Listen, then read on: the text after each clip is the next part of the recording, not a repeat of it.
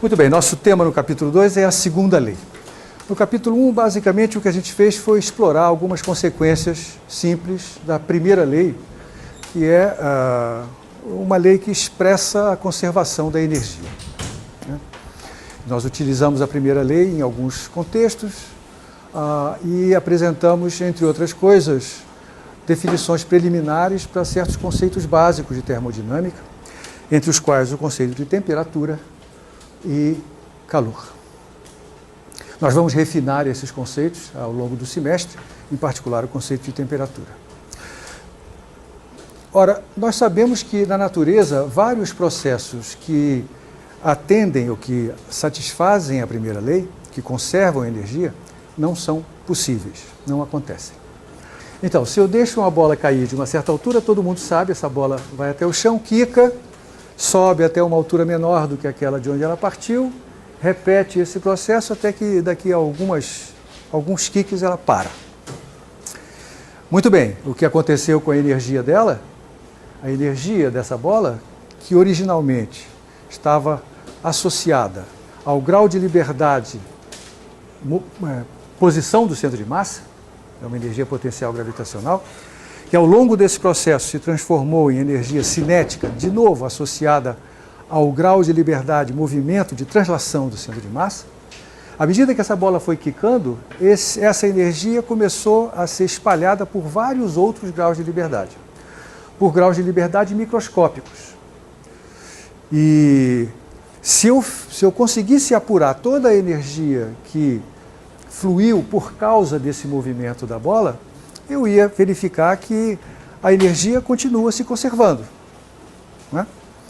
Ora, seria em princípio possível pensar-se, do ponto de vista de conservação da energia, que essa energia, que ao final desse processo ficou espalhada em muitos graus de liberdade microscópicos, essa energia pudesse toda outra vez voltar para a bola, de maneira a fazer com que a bola fizesse esse mesmo processo ao contrário, começasse a quicar aos pouquinhos até chegar à altura original. Todo mundo sabe que isso não ocorre. Se você alguma vez ver um vídeo onde a bola está no chão e começa a quicar até chegar a uma certa altura, você sabe que esse vídeo está sendo passado ao contrário. Então, este processo, o processo que está associado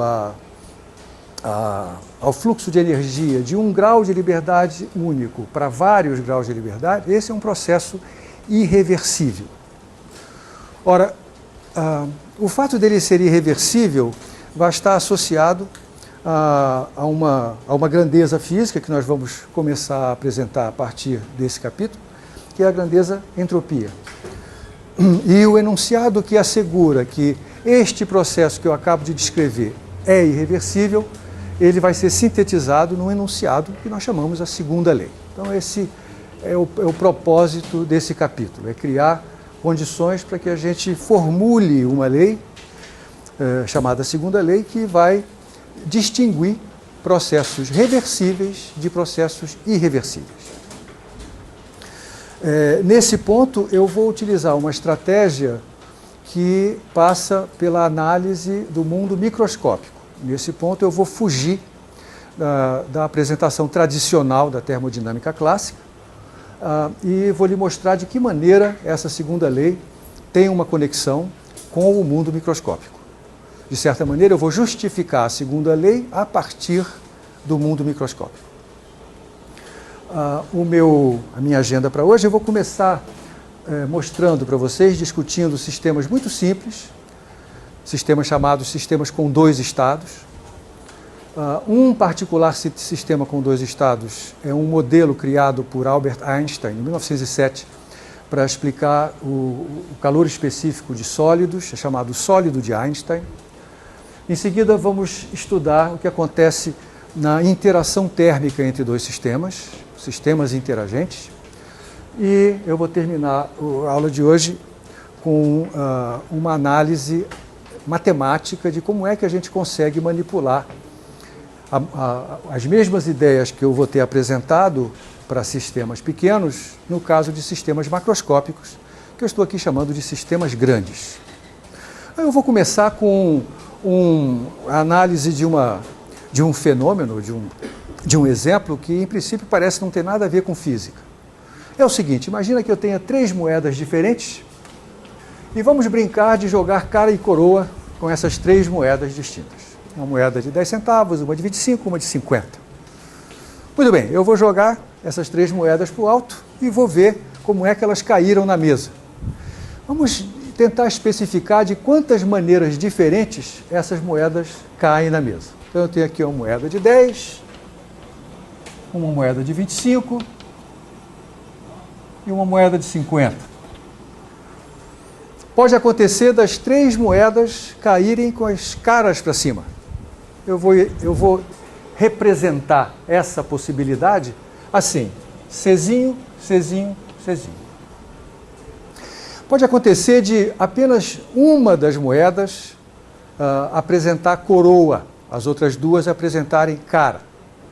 Mas isso pode acontecer de mais de uma maneira. Eu posso ter, por exemplo, essas 2 com cara e essa com coroa. Coroa é um C grande. Ou então, essas 2 com cara e essa aqui com coroa. E, finalmente, essa com cara e as outras 2 com coroa. Tá certo? Lembre-se que elas são distintas, portanto eu sei qual delas está com a coroa para cima. Pode acontecer de 2 moedas apresentarem coroa, e vamos ver de quantas maneiras isso pode ocorrer.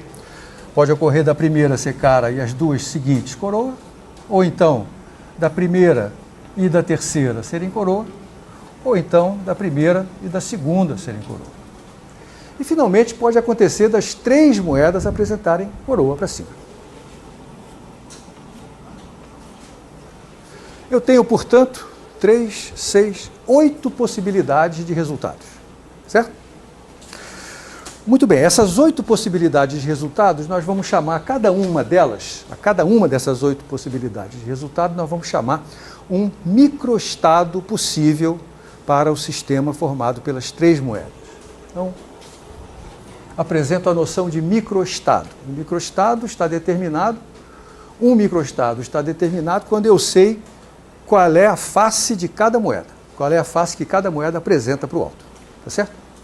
Então, aqui nós temos 8 microestados possíveis. Muito bem, acontece que, dentre esses 8 microestados, nós temos grupos, por exemplo, esse grupo aqui, no qual o número de moedas que apresentam a face cara é o mesmo, tá certo? Eu posso grupar esses 3 microestados e dizer que esses 3 microestados estão associados a termos 2 moedas com cara para cima. Tá certo? Claro que nós temos aqui um grupo muito trivial, que é o grupo de microestados nos quais todas as moedas apresentam cara. Não é verdade?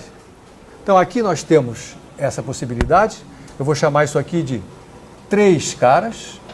Esse grupo aqui é o grupo 2 caras. Nós temos um outro grupo aqui, de 1 cara, e nós temos um último grupo com 0 caras. Esse grupamento dos microestados vai resultar ou vai justificar o aparecimento de um novo termo. Eu vou chamar de macroestado.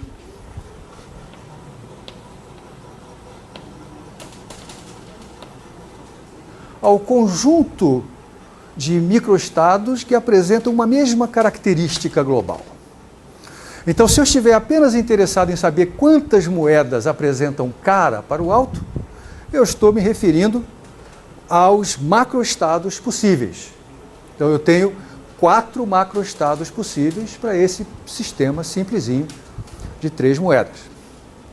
E um terceiro nome que eu vou apresentar aqui é o nome multiplicidade.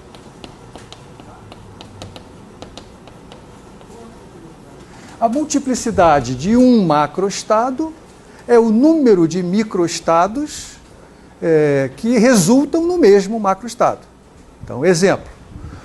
Eis aqui um macroestado. O macroestado que está designado, que está determinado pelo fato de 2 moedas apresentarem cara para o alto. Muito bem. Este macroestado tem multiplicidade 3. Porque existem 3 microestados distintos associados ao mesmo macroestado. Tá bom? Muito bem, agora se eu for usar essas 3 moedas para um jogo, então você tem que dizer para mim assim, ó, o que você acha, quantas caras vão aparecer quando eu jogo 3 moedas? O que você acha que é mais provável de ocorrer? 0 caras, 1 cara, 2 caras ou 3 caras? 2 caras ou 1 cara. Certamente vai aparecer, esses 2 macroestados são mais prováveis do que o macroestado associado a 0 caras ou a 3 caras. O que não quer dizer que esses macroestados não possam ocorrer. Eles podem ocorrer. Só que eles ocorrerão, muito provavelmente, uma quantidade de vezes menor do que aqueles que você escolheu. 1 cara, 2 caras. Tá certo? Claro, estou supondo aqui que as moedas não são falsificadas, né? Eu não estou usando nenhum truque para obrigar as moedas a apresentarem cara ou coroa. Tá certo? É um jogo honesto, digamos, né? Num jogo honesto, você vai esperar que esses 2 macroestados sejam mais prováveis do que esses outros 2. O que você está, na verdade, a raiz do seu raciocínio está associado ao fato de que, se as moedas são honestas, você vai acreditar que qualquer um dos microestados é igualmente provável. Que todos os microestados têm igual probabilidade de ocorrência. E se todos os microestados têm igual probabilidade de ocorrência, os macroestados de maior multiplicidade vão ser mais prováveis. Os macroestados associados a mais microestados vão ser mais prováveis do que os macroestados associados a menos microestados. Então, eu vou usar a letra grega ômega para representar a multiplicidade de um macroestado. Eu estou usando a terminologia do Schrödinger. E eu vou indicar por Nzinho a quantidade de caras que define um macroestado. Então, o que eu estou dizendo é que ômega de 3, a multiplicidade do macroestado associado a 3 caras é 1. Só existe um microestado associado a este macroestado. A multiplicidade ômega de 2, o número de microestados associado ao macroestado, no qual 2 das 3 moedas apresentam a face cara, é 1, 2, 3. E assim por diante.